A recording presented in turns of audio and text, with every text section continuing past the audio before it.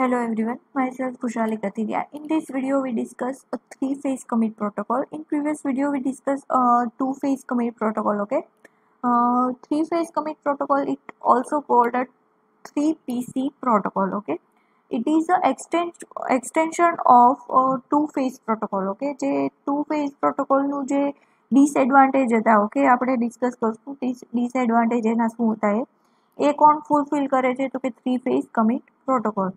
તો ચાલુ કરીએ કે જે મેઇન ડિસએડવાન્ટેજ તો એ હતો કે જે કંઈ બી ટુ ફેઝ કમિટ પ્રોટોકોલ છે તેમાં મેસેજ જ્યારે એકબીજાને પાસ કરવામાં આવે છે, મતલબ જે પાર્ટિસિપેટ સાઇટ છે એના કોર્ડિનેટર સાઇટ જે છે કોર્ડિનેટ સાઇટ છે એને જ્યારે મેસેજ પાસ કરે છે અને જ્યારે કોર્ડિનેટ સાઇટ એને રિપ્લાય કરે છે એ ટાઈમ જે છે એ શું થયું હતું કે એ બ્લોક થઈ ગયો, કે એમાં વેઇટિંગ કરવું પડે છે જે કંઈ બી પાર્ટિસિપેટ સાઇટને કરવું પડે છે. જો અહીંયા આગળ સપોઝ કે S1 છે એ કંઈક મેસેજ પાસ કરે છે તો જ્યાં સુધી બધી સાઇટનો રિપ્લાય નહીં આવે ત્યાં સુધી એને શું કરવું પડશે તો કે વેઇટ કરવો પડશે. મતલબ એક ફાઇલ એક બી કોઈ મિસ હશે તો એને શું કરવું પડશે તો કે એને વેઇટ કરવો પડશે. જો એક બી એમ કહેશે કે એબોર્ટ મતલબ એ રેડી નથી તો એને ત્યારે એબોર્ટ કરવું પડશે. જો કમિટ થતા હોય બધા વેઇટ કરવાથી તો ઇટ્સ ઓકે, પણ એને વેઇટ કર્યા પછી બી કોઈ એવી ગેરંટી નથી કે હંમેશા એ કમિટ થાય, મે બી એબોર્ટ બી થઈ શકે. તો એક એનો ડિસએડવાન્ટેજ એ હતો. એટલે એના લીધેથી આપણે થ્રી ફેઝ કમિટ પ્રોટોકોલનો યુઝ કરીએ છીએ. સાથે સાથે ટુ ફેઝ કમિટ પ્રોટોકોલનો એક ડિસએડવાન્ટેજ એ હતો કે જો કમિટ થશે ડ્યુરિંગ એક્ઝિક્યુશન, મતલબ કમિટ થશે તો જ એની લોગ ફાઇલ જનરેટ થશે એઝ અ કમિટ અને તો જ એમાં રીડુ ઓપરેશન છે એ આપણે એપ્લાય કરી શકશું. પણ સપોઝ કે ફેઇલર છે ડ્યુરિંગ ટ્રાન્ઝેક્શન અથવા તો ડ્યુરિંગ એક્ઝિક્યુશન થયું છે તો શું ટુ ફેઝ પ્રોટોકોલમાં તો ડ્યુરિંગ જે કંઈ બી ટ્રાન્ઝેક્શન અથવા તો આપણે તો અન્ડુ જ કરવાના છે, મતલબ પ્રીવિયસ જે કંઈ બી એની વેલ્યુ છે એમાં જ જવાના છીએ. તો હવે આપણી પાસે શું થયું તો કે જે કંઈ બી ટ્રાન્ઝેક્શન ડ્યુરિંગ ટ્રાન્ઝેક્શન જે કંઈ બી આપણે અપડેટ મળવી જોઈએ એ જે અપડેટ મળશે નહીં, એ ફાઇલ રિકવર થશે નહીં. તો એની માટે કમિટ પ્રોટોકોલ છે એનો યુઝ થાય છે. કમિટ પ્રોટોકોલ છે એમાં થ્રી ફેઝ છે. ઓકે, થ્રી ફેઝ કમિટ પ્રોટોકોલમાં 3 ફેઝ છે. પ્રિપેર્ડ ફેઝ, સેકન્ડ વન છે પ્રિપેર્ડ ટુ કમિટ ફેઝ ને થર્ડ વન છે કમિટ એબોર્ટ ફેઝ. ઓકે, કેમ શું થયું તો કે ફર્સ્ટ આપણું ફેઝ 1 એમાં પ્રિપેર્ડ ફેઝ મતલબ વોટિંગ ફેઝ જે હતો આપણો સેકન્ડ 2PC એ છે આપણો પ્રિપેર્ડ ફેઝ 1. સેકન્ડ ફેઝ છે prepared to commit phase. Prepared to commit phase એટલે શું તો કે હવે પ્રિપેર્ડ થાય છે કમિટ થવા માટે, એક ફેઝ એડ થયો છે. અને લાસ્ટ વન ફેઝ છે વોટિંગનું જે કંઈ ડિસિઝન ફેઝ છે, મતલબ એ કમિટ થયું કે એબોર્ટ થયું તો એ ડિસિઝન ફેઝ. મતલબ ફર્સ્ટ વન છે એ કયો છે તો કે વોટિંગ ફેઝ, થર્ડ વન છે ડિસિઝન ફેઝ અને સેકન્ડ વન શું છે જે આપણે અત્યારે એડ કર્યો છે થ્રી ફેઝ પ્રોટોકોલ તો કે થ્રી ફેઝ કમિટ પ્રોટોકોલ તો કે એમાં આપણે આગળ એડ કર્યું છે પ્રિપેર્ડ ટુ કમિટ ફેઝ. તો પ્રિપેર્ડ ફેઝમાં શું થશે તો કે વોટિંગ થશે જેમ ટુ ફેઝમાં થયું હતું એમ, બરોબર. Same to same situation commit abort ફેઝમાં, મતલબ જે આપણા કમિટ એબોર્ટ ફેઝમાં જે આપણે ડિસિઝન લેતા હતા કે કઈ રીતે કે ડિસિઝન એનું કઈ રીતે લેતા હતા કે સપોઝ કે ઓલ જો હોય બધી જ ફાઇલ જો પહેલી થઈ ગઈ હોય કમિટ થઈ હોય મતલબ રેડી હોય તો એને શું કરવાનું તો કે કમિટ કરવાનું, ને જો એકાદી બી ફાઇલ જો નોટ રેડી મતલબ એ ટાઈપનો મેસેજ આવે તો શું કરવાનું એબોર્ટ કરવાનું. હવે અહીંયા આગળ થોડું એમાં ચેન્જીસ થાય છે કે ક્યારે કમિટ કરું મતલબ બધી જ ફાઇલની વાટે રહેવાનું તો કે ના, બધી જ ફાઇલની વાટે નહીં રહેવાનું. પર્ટિક્યુલર કોઈ પર્ટિક્યુલર ફાઇલ છે, સપોઝ કે સાઇટ છે, આપણે અહીંયા આગળ જે વાત કરી હતી કે ટુ ફેઝ કમિટ પ્રોટોકોલમાં કે સપોઝ કે બધી જ સાઇટ છે એને મેસેજ પાસ કરે પછી જે અપડેટ કરશે.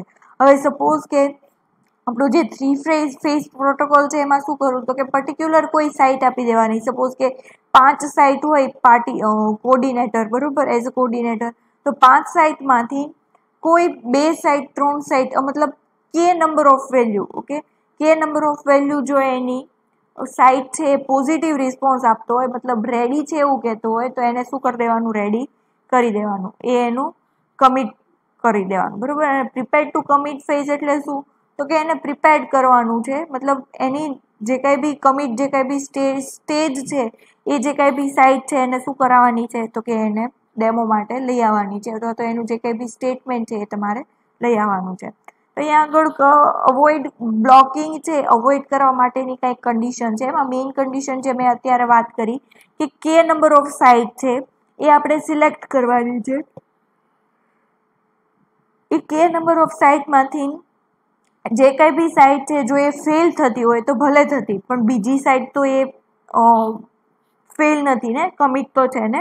એ રીતે આપણે એક્ઝામ્પલ સાથે સમજીએ કે આપણું જે ફર્સ્ટ ફેઝ છે પ્રિપેર્ડ ફેઝમાં આપણે S1 સાઇટ હતી અને એના જે કંઈ બી કોર્ડિનેટર છે કોણ કોણ છે તો કે S2, S3, S4 અને S5. અહીંયા આગળ S5 આવશે. ઓકે, તો હવે અહીંયા આગળ આપણે જોઈએ કે S1 છે એ શું કરે છે તો કે T1 ને પ્રિપેર્ડ કરે છે અને એવો એક મેસેજ પાસ કરે છે. ઓકે, હવે S2, S3, S4, S5 એ શું કરશે તો કે પોતપોતાની રીતે એને વોટિંગ કરશે. એ વોટિંગમાંથી ને શું કરે છે તો કે પર્ટિક્યુલર સાઇટ છે, હવે આ પર્ટિક્યુલર સાઇટ છે એ શું કરશે તો કે રેડી હોય, જો એ રેડી હોય તો એને શું કરવાનું તો કે એને મેસેજ પાસ કરી દેવાનું. શું મેસેજ પાસ કરવાનો તો કે T1 છે એ પ્રી કમિટ છે, મતલબ પ્રી કમિટ થવા માટે રેડી છે. ઓકે, એવો મેસેજ કોને પાસ કરી દેવાનો તો કે S1 સાઇટને. હવે સપોઝ કે આ જે S1 સાઇટ, જ્યારે S1 સાઇટ છે એને મેસેજ મોકલે છે પ્રિપેર્ડ થવા માટેનો, ઓકે, ત્યારે આપણે એક સાથે કે નંબર છે એ આપણે ડિસાઇડ કરી લેવાનો, એઝ્યુમ કરી લેવાનો. કે સપોઝ કે અહીંયા આગળ હું એવું કહું છું કે 10 સાઇટમાંથી 5 સાઇટ એવી હોવી જોઈએ જે રેડી છે કમિટ થવા માટે, પ્રી કમિટ છે. જો એવું સ્ટેટમેન્ટ આવશે તો હું મારું જે કંઈ બી ડિસિઝન છે એ શું કરી દઈશ તો કે કમિટ એવું કરી દઈશ. જો 4 સાઇટ છે એ કમિટ આવશે અને 6 સાઇટ છે અનકમિટેડ આવશે તો અહીંયા હું ગળ એબોર્ટ એવું આપી દઈશ. મતલબ કે નંબર ઓફ સાઇટ એઝ્યુમ કરવાની, જો એટલી નંબર ઓફ સાઇટનું ડિસિઝન છે એ પ્રી કમિટેડ મતલબ પોઝિટિવ આવશે તો હું મારું કમિટ સ્ટેટમેન્ટ છે એ શું કરીશ તો કે સ્ટેટમેન્ટ છે એ ટ્રાન્ઝેક્શન સ્ટેટમેન્ટ છે એ પ્રિપેર્ડમાંથી કમિટ કરી દઈશ. ઓકે, તો અહીંયા આગળ શું થયું તો કે પ્રી કમિટ ફેઝ હતો. પ્રી કમિટ ફેઝમાં T1, T2, S2, S3, S4 અને S5 બધાએ પોતપોતાનું જે કાંઈ બી ડિસિઝન હતું એ આપી દીધું. એમાં S2 અને S3 બંને પ્રી કમિટ હતા એટલા માટે એને એ મેસેજ પાસ કર્યો, જ્યારે T1, S4 અને S5 હતા એ રેડી નહોતા એટલા માટે એને નોટ રેડી એવો મેસેજ પાસ કર્યો.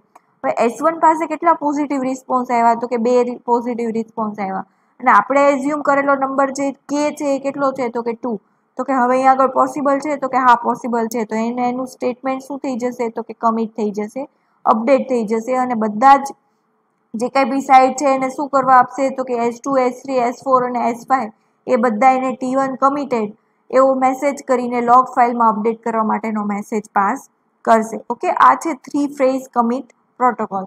અને સેમ વર્ઝન જે આપણે જે 3 ફેઝ કમિટ પ્રોટોકોલમાં જે આપણે જોયું હતું સેમ ટુ સેમ એ જ રીતે પ્લાન થાય છે. બસ ખાલી એના જે કંઈ બી સ્ટેપ છે જે કમિટ માટેના એ એક અહીંયા આગળ ચેક કરવાના છે. જેમ પાર્ટિસિપેટ છે એ ચેક કરે છે પહેલાં તો, ઓકે, કમિટ છે, જો કમિટ હોય તો એ શું કરે છે તો કે લોગ ફાઇલ જનરેટ કરે છે, જો કમિટ ના હોય તો એ વેઇટ કરે છે. પછી કમિટ ના હોય તો વેઇટ કરતી વખતે શું કરે છે, જો રેડી છે તો એનું લોગ ફાઇલ જનરેટ કરે છે, જો રેડી નથી તો એ શું કરે છે તો કે પ્રી કમિટ માટેનું એ લોગ ફાઇલ જનરેટ કરે છે. પછી તો કે પ્રી કમિટ છે તો કે હા છે તો એનો લોગ ફાઇલ જનરેટ કરી દેશે અને એને કોને મોકલશે તો કે અહીંયા આગળ ઇનિશિયલાઇઝ જે કંઈ બી પાર્ટિસિપેટ જે છે એના.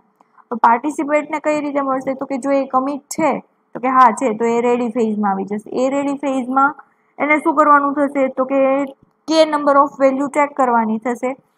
એ જો મેસેજ છે એ પ્રિપેર્ડ હશે કમિટેડ માટેનો તો એ શું કરશે તો કે લોગ ફાઇલ જનરેટ કરશે, પ્રી કમિટ આપી દેશે અને એની લોગ ફાઇલ જનરેટ કરીને કમિટ આપશે.